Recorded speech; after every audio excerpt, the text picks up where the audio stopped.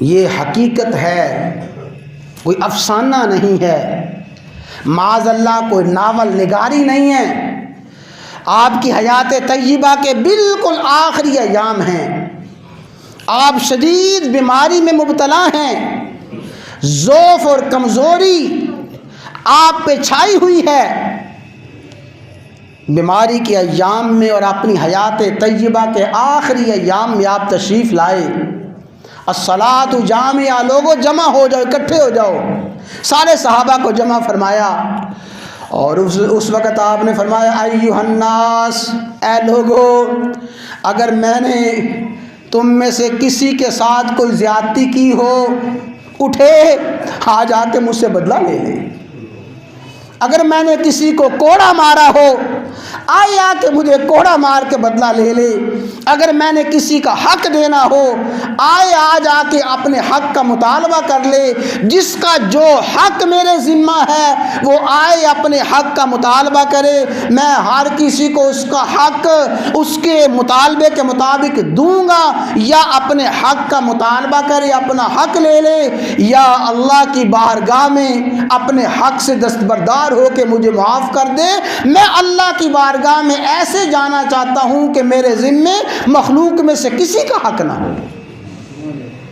اور آپ بار بار فرما رہے ہیں لوگوں، جس کسی کا حق میرے ذمہ ہے اٹھے اپنے حق کا مطالبہ کر لے۔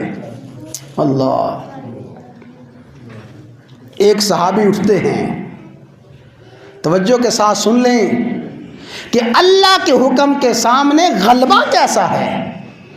اللہ کے حکم کے سامنے ساری کی ساری کائنات کے سردار، اللہ کے محبوب ترین اور اللہ کے مقرب ترین بندے اللہ کے حکم کے سامنے سر تسلیم خم کیسے کر رہے ہیں۔ وہ صحابی کھڑے ہوتے ہیں، آقا ایک مرتبہ آپ نے مجھ سے 3 درہم لیے تھے اور آپ نے مجھے وہ 3 درہم واپس نہیں کیے تھے، میں ان 3 دراہم کا مطالبہ کرتا ہوں۔ اللہ اکبر، 3 درہم۔ آقا وہ 3 درہم آپ نے لیے، واپس نہیں کیے، میرے 3 درہم مجھے لٹا دیجئے۔ فرمایا میں تمہیں ہرگز تمہارے مطالبے میں جھوٹا نہیں قرار دیتا، تم سچے ہو، لیکن تھوڑا سا مجھے یاد کروا دو کہ کس موقع پہ تم نے 3 درہم دیے اور میں نے لیے۔ وہ عرض کرتے ہیں آقا آپ کے سامنے ایک سائل آیا تھا، اس نے آ کے سوال کیا تھا اور آپ نے فرمایا تھا اس وقت میرے پاس کچھ نہیں ہے، پھر آپ نے فرمایا بھئی کسی کے پاس ہو تو اس کو دے دو۔ میں نے آپ کے کہنے پہ اس کو 3 درہم دیے تھے۔ فرمایا ہاں ہاں مجھے یاد آ گیا، اے فضل بن عباس میرے بھائی، تم ذمہ دار بن جاؤ، میرے 3 درہم تم نے ادا کرنے ہیں۔ استثناء تو کسی کو بھی نہیں ہے۔ جب امام الانبیاء سید الانبیاء کو استثناء نہیں ہے تو استثناء کس کو مل سکتا ہے۔ اور بالکل اسی مجلس کا ایک واقعہ، جب آپ نے فرمایا کہ مجھ سے بدلہ لے لو، مجھ سے بدلہ لے لو، جس کا کوئی مطالبہ ہے آج اپنا مطالبہ پورا کر لے۔ حضرت عکاشہ کا نام بھی آتا ہے، ان کا واقعہ بالکل ایسا ہی واقعہ ہے جو احادیث میں ہے۔